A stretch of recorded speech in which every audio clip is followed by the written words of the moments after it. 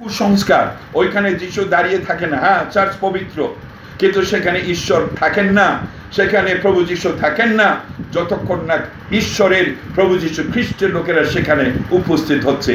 সেই জন্য আপনি যখন চার্চে যাবেন, এখন লকডাউন আছে, যেতে পারছি না, আপনাকে এটা বিশ্বাস করে যেতে হবে, আমি চার্চে যাচ্ছি ঈশ্বরের সঙ্গে দেখা করার জন্য। এই ধারণাটা আমাদের, এই বিশ্বাসটা আমাদের নেই। অনেকে গির্জায় যায় কিসের জন্য?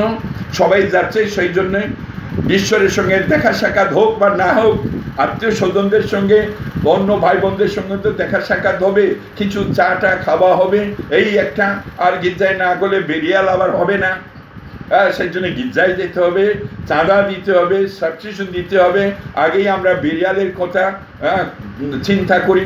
আমাকে যেমন অনেকেই বলে রেখেছে যে আমি যদি মারা যাই আপনি কবর দেবেন। এইরকম একজন মহিলা আমার দ্বারাই মানে কবরস্থ হতে চেয়েছিলেন, কিন্তু ওনার মৃত্যুর খবর আমি পাইনি, যদিও একজনের মাধ্যমে সেই কবর পাঠানো হয়েছিল। সেই বৃদ্ধা মহিলার মা আমার সঙ্গে কথা বলছে না, রেগে আছে, আমি বুঝতে পারছি না কেন। সেটা আমি জিজ্ঞাসা করি আপনার কি হয়েছে? তখন উনি আমাকে বললেন যে আমার মা তো আপনাকে বহুবার বলেছেন আমার যদি মৃত্যু হয় আপনি কবর দেবেন, আপনি কবরস্থ করবেন। আমি তখন বললাম আমি তো জানি না, আমি খবর পাইনি, কেন আপনাকে অমুক বলেননি?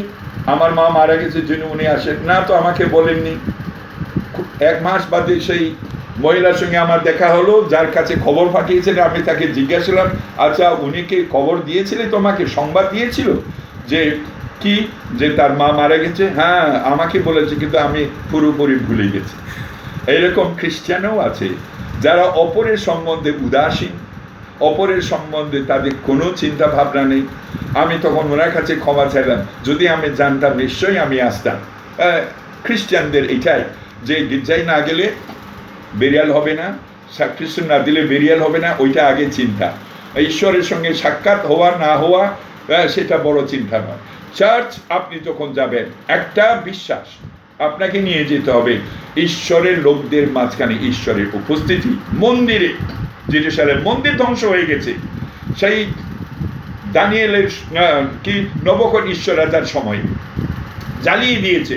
যে মন্দির জেরুজালেমের পরে তৈরি হয়েছিল সেটা তো সাইড বাই সাইড করা হয়েছে মহান হেরোদ রাজা, যেহেতু তিনি ইসরায়েল বা জিহুদীদের তিনি ফেভারিট, সেই জন্যেই তিনি বিরাট বড় মন্দির তৈরি করে দিয়েছিলেন। যে মন্দির অর্থাৎ ভেসপিয়ান সম্রাটের সময়, রোমীয় সম্রাট ভেসপাসিয়ান যখন তার ছেলে টাইটাস সৈন্য নিয়ে গেল, তখন একটা পাথর থেকে একটা পাথর 70-80-তে ধ্বংস হয়ে গেল। এখন মন্দির নেই, কি আছে এখন? চার্চ আছে। ও চার্চে আমাদের সেই জন্য যেতে হবে না, আপনাকে চার্চে সমবেত হতে হবে, ওইটাই হচ্ছে মন্দির। বাইবেল বলছে তোমরা কি জানো না তোমাদের দেহ কি ঈশ্বরের কি পবিত্র? তোমরা কি জানো না যে তোমরা ঈশ্বরের মন্দির এবং ঈশ্বরের আত্মা তোমাদের অন্তরে বাস করেন? 1 কোরিন্থী 3:16। আবার লেখা আছে আর প্রতিমাদের সহিত ঈশ্বরের মন্দিরেই বা কি সম্পর্ক? আমরাই তো জীবন্ত ঈশ্বরের মন্দির। যেমন ঈশ্বর বলিয়াছেন আমি তাহাদের মধ্যে বসতি করিব এবং আমি তাহাদের ঈশ্বর হইব ও তাহারা আমার প্রজা হইবে। তাহলে ঈশ্বর কোথায় বাস করবেন? চার্চের ভিতরে নয়, ঈশ্বরের লোকদের মাঝখানে। ঈশ্বরের লোকেরা যখন সমবেত হয় সেইটাই হচ্ছে ঈশ্বরের মন্দির। অন্যদিকে ঈশ্বরের মন্দির আপনি, এবং আপনি যখন ইন্ডিভিজুয়াল চার্চে আপনি যান, গির্জায় যখন যান, সমবেত হন, এইটাই হচ্ছে ঈশ্বরের মন্দির, সেখানে তিনি উপস্থিত থাকেন। সেই জন্য চার্চে যাওয়া গুরুত্বপূর্ণ। এই আমরা একটা বিষয়কে বিশ্বাস করে যাই, আমি ঈশ্বরের সঙ্গে সাক্ষাৎ করব। 5, তিনি কি প্রার্থনা করলেন? তিনি শত্রুদের বিরুদ্ধে ঘটনার বিবরণ তিনি নিয়েছেন কেয়ারফুলি। তিনি কি করেছেন? অর্থাৎ তিনি কেস তৈরি করেছেন, হিস্ট্রি তিনি তৈরি করেছেন। He made a case against the enemy.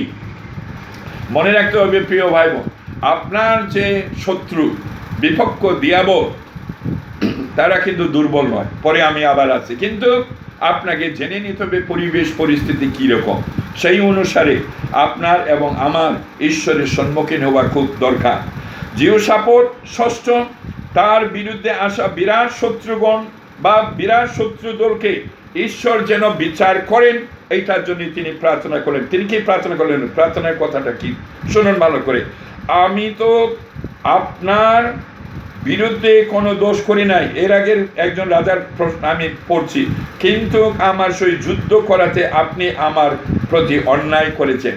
এখানেও জিহোশাফাত বলেননি শত্রুরা যেন বিনষ্ট হয়, ধ্বংস হয়, এটা তিনি প্রার্থনা করেননি। তিনি শুধু প্রার্থনা করেছেন ঈশ্বরের কাছে যে তুমি বিচার করো ইসরায়েলের সন্তানদের সঙ্গে। আমন সন্তানরা যে অন্যায় করতে এসেছে সেই অন্যায়ের বিরুদ্ধে তুমি বিচার করো, আমি বিচার করব না। অর্থাৎ রাজা ঈশ্বরকে বলেননি, কি বলেননি? ঈশ্বর যেন তাদের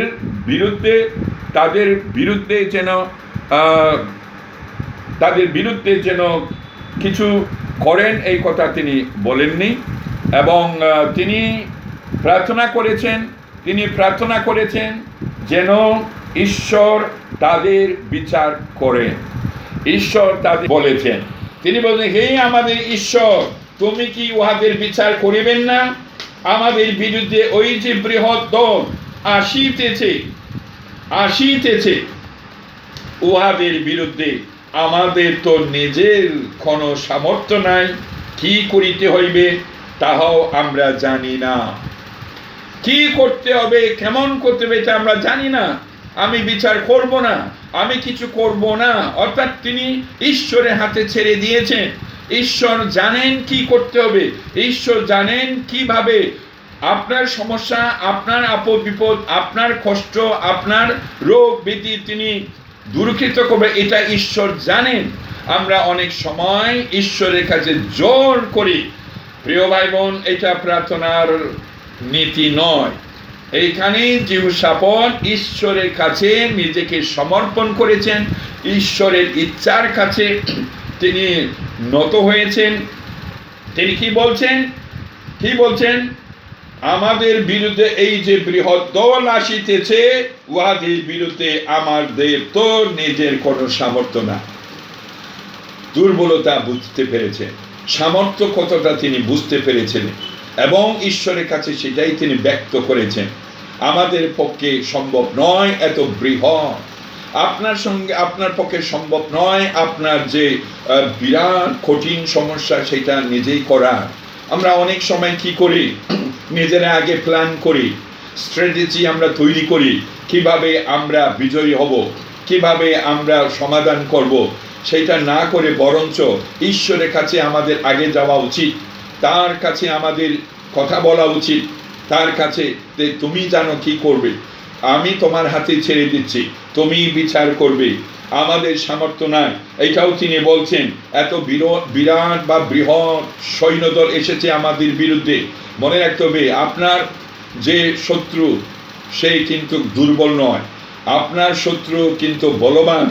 মনে রাখতে হবে, দিয়াবলের শক্তি আছে, ক্ষমতা আছে, সেই জন্য আমরা অনেক সময় পারি না, আমরা পরাস্ত হই। আপনি যদি কারোর জন্য প্রার্থনা করেন, না হয় আপনি আপনার স্বামীর জন্য প্রার্থনা করছেন, আপনার স্ত্রীর জন্য প্রার্থনা করছেন, আপনার ছেলে মেয়েদের জন্য প্রার্থনা করছেন যেন তারা বিজয়ী হয়ে আসে, যেন তারা জয়ী হয়, কিন্তু হতে পারছে না। কেন?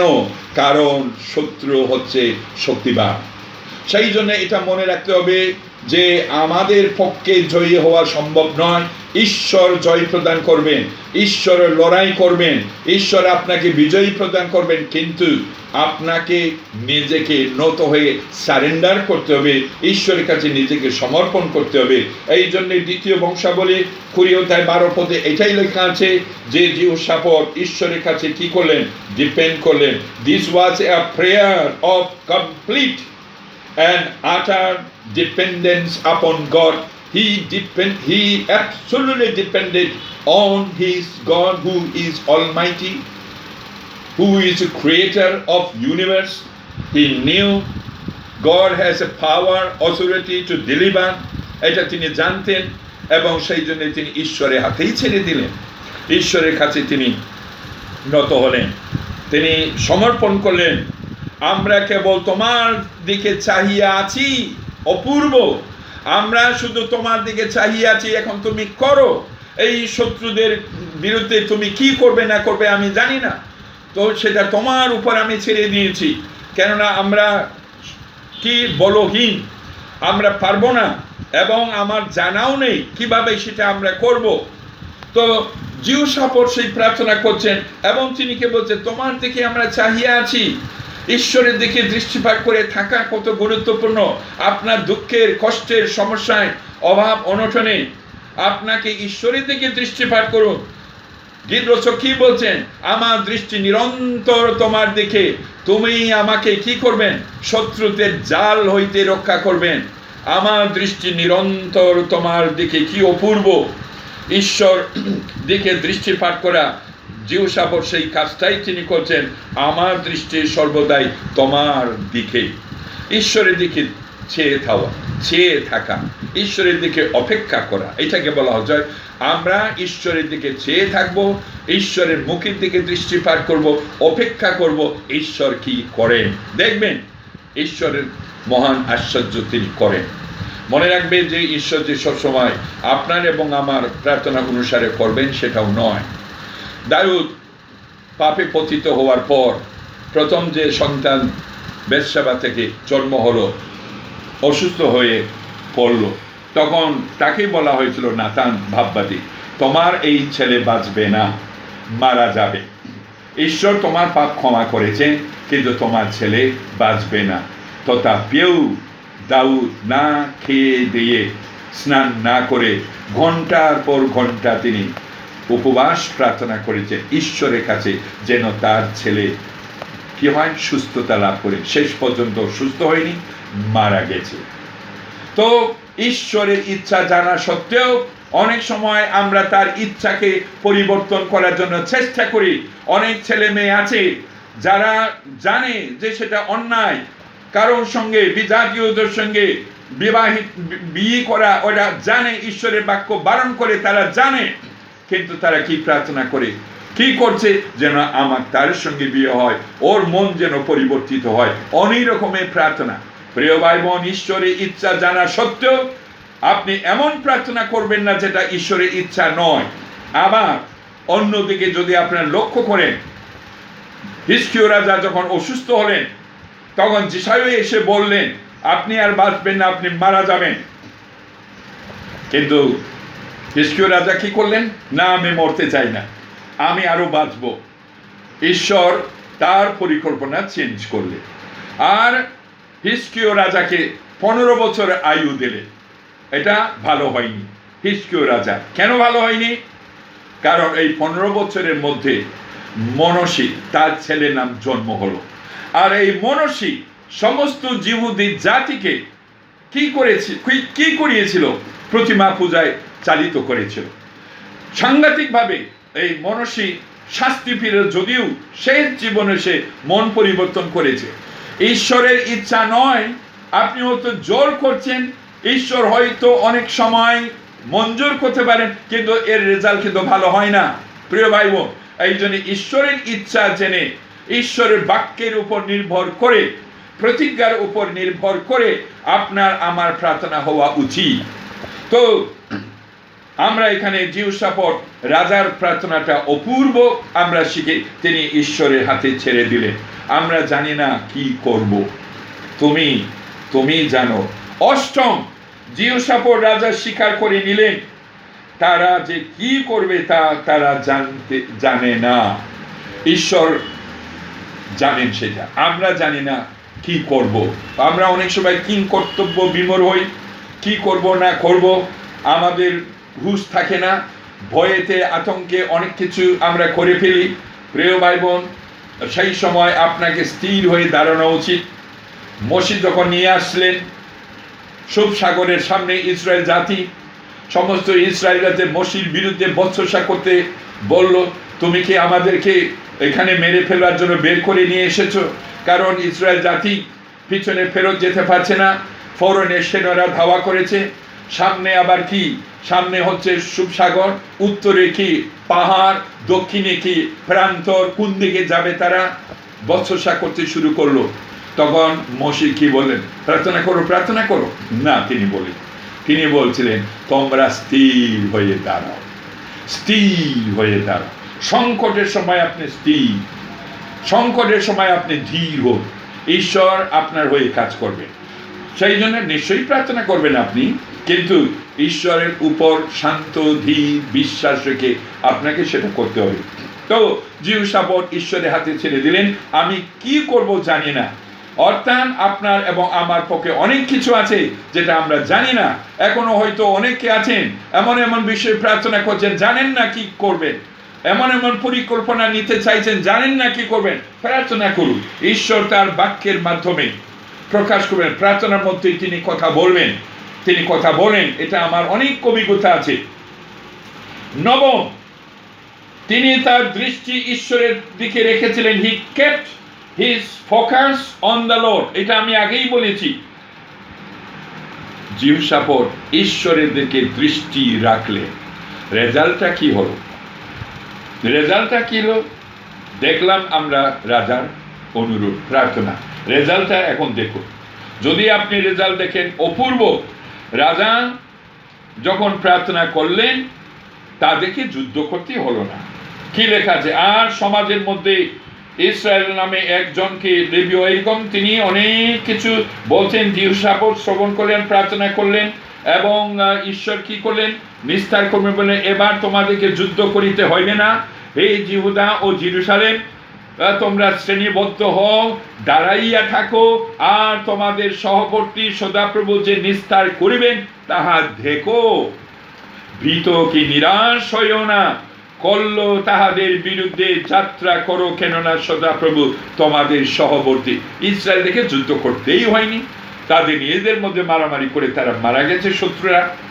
ঈশ্বর তাদের হয়ে যুদ্ধ করলেন। দ্বিতীয় বংশাবলী 20-14 পরে দেখবেন ঈশ্বর তাদেরকে বিজয়ী প্রদান করলেন। কেন বিজয়ী প্রদান করলেন? জিহোশাফাত রাজা জানতেন ঈশ্বরকে।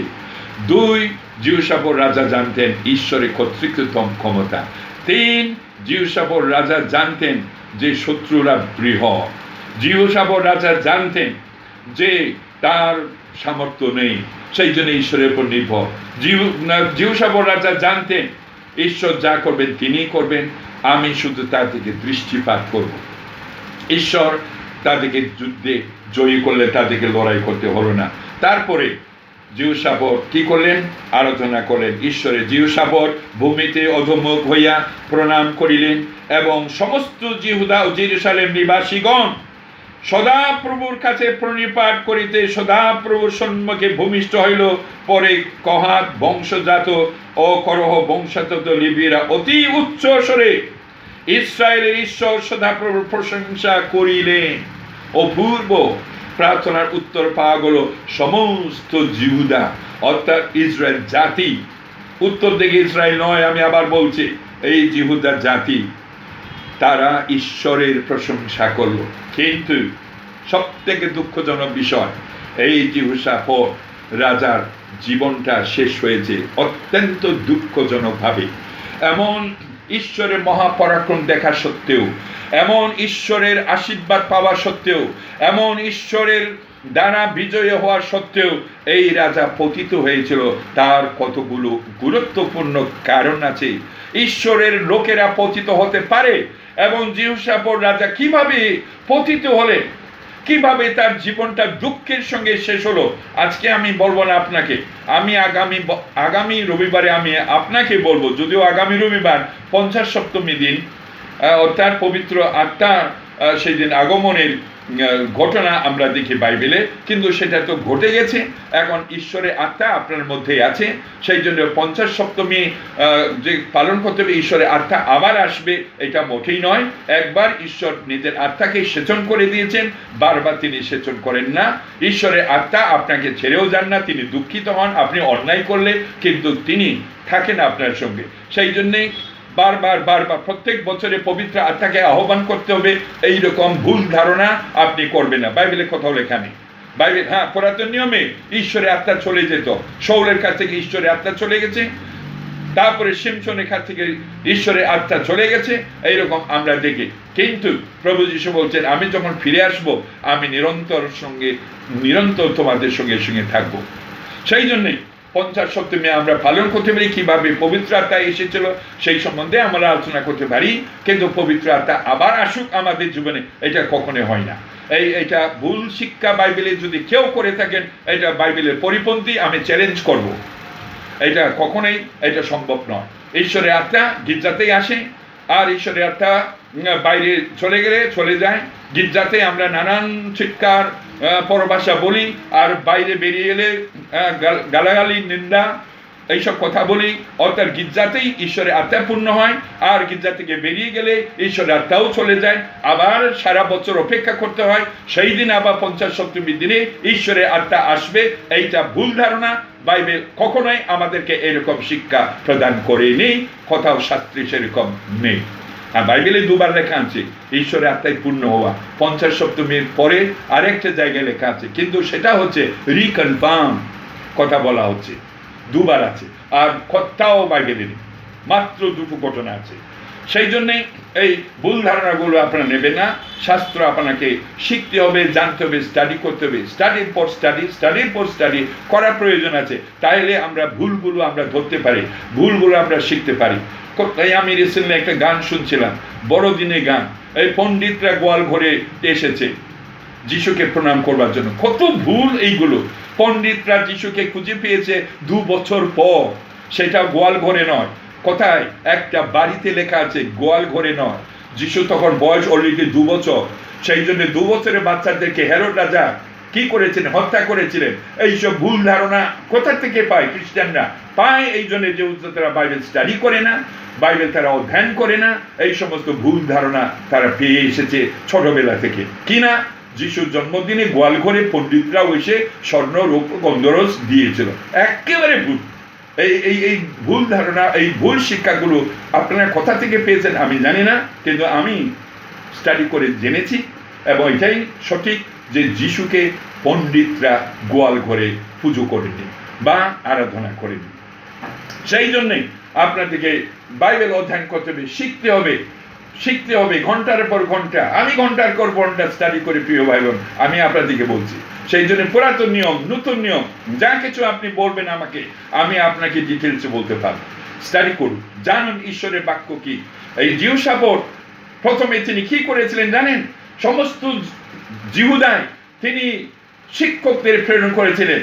তিনি গুরুত্ব দিয়েছিলেন যে আমার লোকেরা ঈশ্বরের বাক্য শিখবে। পরে দেখবেন আপনি 17 অধ্যায় থেকে 20 অধ্যায় পর্যন্ত পড়ুন কি কি তিনি করেছেন, যার জন্য ঈশ্বর তাকে বিজয় প্রদান করেছেন। তিনি গুরুত্বপূর্ণ বিষয় তিনি ধ্যান দিয়েছিলেন, এবং তিনি গুরুত্বপূর্ণ বিষয় তিনি বলেছিলেন, সেটা হচ্ছে ঈশ্বরের বাক্যকে তাদের শিখতে হবে।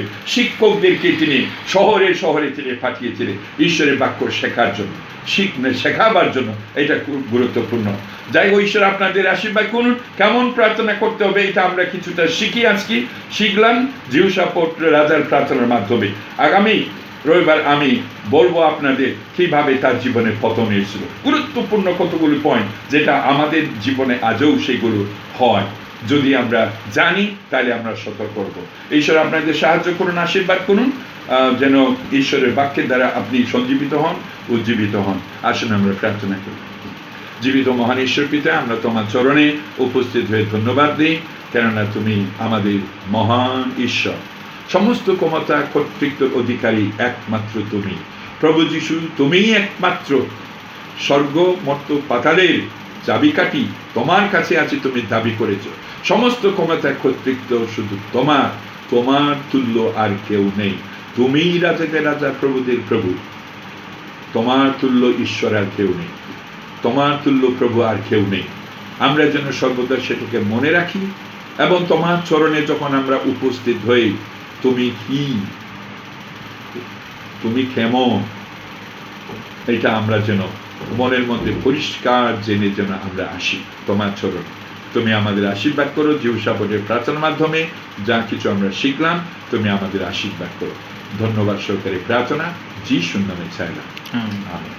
ঈশ্বর আপনাদেরকে সবাইকে আশীর্বাদ করুন। টাটা করছি।